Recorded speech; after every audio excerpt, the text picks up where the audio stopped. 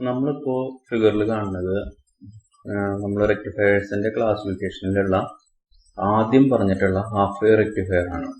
അതും വിത്ത് ഫിൽട്ടർ ആണ് നമ്മൾ എടുക്കുന്നത്. വിത്ത് ഫിൽട്ടർ എന്ന് പറഞ്ഞാൽ അവിടെ കപ്പാസിറ്റർ അഡീഷണൽ ആയിട്ട് വെക്കുന്നത് മാത്രമേ ഉള്ളൂ. അപ്പൊ ഇതിലുള്ള സർക്യൂട്ട് എക്സ്പ്ലനേഷൻ നടത്തുമ്പോൾ സർക്യൂട്ടിലുള്ള കാര്യങ്ങൾ എന്തൊക്കെയാണെന്ന് വെച്ചാൽ, ആദ്യമേ തന്നെ ട്രാൻസ്ഫോമർ ഉണ്ട്, അതൊരു സ്റ്റെപ്പ് ഡൗൺ ട്രാൻസ്ഫോമർ ആണ്.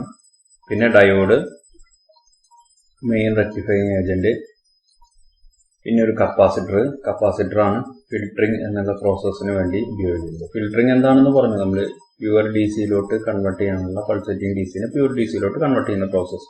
ഈ ഡയോഡിന്റെ ഔട്ട്പുട്ടാണ് റെക്ടിഫിക്കേഷൻ നടന്നു വന്ന ഡയോഡിന്റെ ഔട്ട്പുട്ട് നമ്മൾ നോക്കുകയാണെന്നുണ്ടെങ്കിൽ, നമുക്ക് കപ്പാസിറ്റർ ഇല്ല എന്നുണ്ടെങ്കിൽ നമുക്ക് കിട്ടുന്ന വേവ് ഫോം ആണ് പൾസേറ്റിംഗ് ഡി സി. ഓക്കെ, അതിലാണ് റിപ്പിൾസ് ഒക്കെ പ്രസന്റ് ആയിരിക്കും എന്നൊക്കെ നമ്മൾ പറഞ്ഞിട്ടുള്ളത്. പിന്നെ അവസാനം ഒരു ലോഡ് വെച്ചിരിക്കുന്നു. ഈ ലോഡ് എന്ന് പറഞ്ഞാൽ ഉദ്ദേശിക്കുന്നത് എന്തുമാവാം, നമ്മുടെ മൊബൈലാവാം, അതുപോലെ എന്താണ് നിങ്ങൾ കണക്ട് ചെയ്യുന്ന സാധനത്തിന്, ഒരു പവർ സപ്ലൈയുമായി കണക്ട് ചെയ്യുന്ന സാധനത്തിന്റെ ഒരു ടോട്ടൽ റെസിസ്റ്റൻസ്, അതിനാണ് ലോഡ് എന്ന് പറഞ്ഞിട്ട് എടുക്കുന്നുള്ളൂ. ഓക്കെ, ഇനി സർക്യൂട്ടിന്റെ എക്സ്പ്ലനേഷൻ. ഈ ഇത്രയും കാര്യങ്ങൾ പറഞ്ഞു കഴിഞ്ഞാൽ അതിന്റെ വർക്കിംഗ് എന്ന് പറയുന്ന കാര്യങ്ങളിൽ നമ്മൾ പോവുകയാണെന്നുണ്ടെങ്കിൽ എന്താണ് സംഭവിക്കുക എന്നുള്ളതാണ് അടുത്ത സ്ലൈഡിൽ പറയുന്നത്. അപ്പോൾ ഈ സ്ലൈഡിൽ സർക്യൂട്ട് വർക്കിംഗ് പ്ലസ് അതിന്റെ വേവ് ഫോംസ് ഉണ്ട്, ഔട്ട്പുട്ട് എങ്ങനെ, ഇൻപുട്ട് എങ്ങനെ എന്നുള്ള വേവ് ഫോംസ് ഉണ്ട്. അപ്പൊ അത് പ്രകാരം വേവ് ഫോംസ് നോക്കുകയാണെങ്കിൽ എ സി ഇൻപുട്ട് വേവ് അവിടെ കാണിച്ചിട്ടുണ്ട്. എ സി വേവ് മുകളിലേക്കും താഴേക്കും പോകുന്നത്. ഔട്ട്പുട്ട് വേവ് നമ്മൾ കാണിച്ചിട്ടുണ്ട്, രണ്ടെണ്ണം എടുത്തിട്ടുണ്ട്. ഒന്ന് ഡയോഡിന്റെ ഔട്ട്പുട്ട് എടുത്തിട്ടുണ്ട്, അത് കഴിഞ്ഞിട്ട് കപ്പാസിറ്റർ കഴിഞ്ഞിട്ടുള്ളത് എടുത്തിട്ടുണ്ട്. അപ്പൊ രണ്ട് വേവും തമ്മിലുള്ള ഒരു വ്യത്യാസം നിങ്ങൾക്കറിയാം. കപ്പാസിറ്റർ വെച്ച് കഴിഞ്ഞിട്ടുണ്ടെങ്കിൽ ഒന്നും കൂടി ഒന്ന് റിപ്പിൾസ് ഒന്ന് കുറഞ്ഞു കിട്ടും, അപ്പൊ ഒരു സ്മൂത്തൻ ചെയ്ത പോലെ ഒരു വേവ് കിട്ടും. പിന്നെ കപ്പാസിറ്ററിന്റെ വാല്യൂ വെക്കുന്നതിനനുസരിച്ച് ആ വേവ് അപ്രോക്സിമേറ്റ്ലി സ്ട്രെയിറ്റ് ലൈനായി മാറുകയും ചെയ്യും. ഓക്കെ, ഇനി നമ്മൾ എന്താണ് അതിന്റെ വർക്കിംഗ് ഇതിൽ പറയാനുള്ളതെന്ന് വെച്ചിട്ടുണ്ടെങ്കിൽ, ആദ്യം പോസിറ്റീവ് ഹാഫ് സൈക്കിൾ. നമ്മൾ വർക്കിംഗ് പറയുമ്പോൾ എപ്പോഴും റെക്ടിഫയറിൽ ആദ്യം എ സിയുടെ പോസിറ്റീവ് ഹാഫ് സൈക്കിളിൽ എന്ത് സംഭവിക്കുന്നു എന്ന് പറയും. പിന്നെ അത് കഴിയുമ്പോൾ എ സിയുടെ നെഗറ്റീവ് ഹാഫ് സൈക്കിളിൽ എന്ത് സംഭവിക്കുന്നു എന്നുള്ളത് പറയും സർക്യൂട്ടിൽ. അപ്പൊ അത് പ്രകാരം ആദ്യം എ സിയുടെ പോസിറ്റീവ് ഹാഫ് സൈക്കിളിൽ വരുമ്പോൾ ഡയോഡ് ഫോർവേഡ് ബയാസ് ആവും.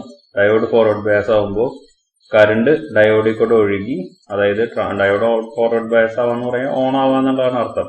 അപ്പൊ ട്രാൻസ്ഫോമർ സൈഡിൽ നിന്ന് ഡയോഡിന്റെ ഉള്ളിൽ കൂടെ ഒഴുകി, ദെൻ ഫിൽറ്ററിംഗ് ഒക്കെ കഴിഞ്ഞ് ഔട്ട്പുട്ടിൽ കൂടെ കറണ്ട് ഒഴുകി, പിന്നെ തിരിച്ച് അത് ട്രാൻസ്ഫോമറിലേക്ക് തന്നെ വന്ന് ചേരും.